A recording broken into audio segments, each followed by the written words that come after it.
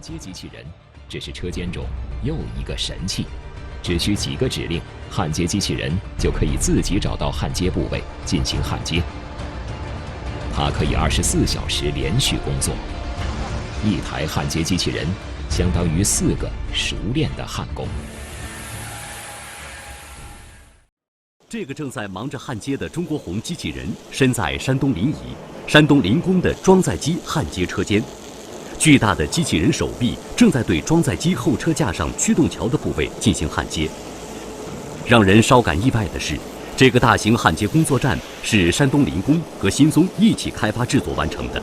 而这样的结合，正是国产机器人行业和高端装备制造业两化融合的一个缩影。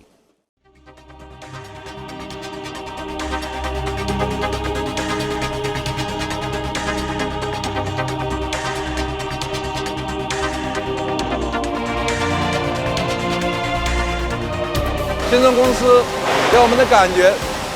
是专业、专注、专心。通过智能制造的推行，我们有效地降低了这个劳动负荷，同时产品的质量得到了保证，劳动效率得到了提高。在此，我们感谢新松公司给我们在智能制造这一块，特别是在重工业生产这一块，迈出了很有意义的一步。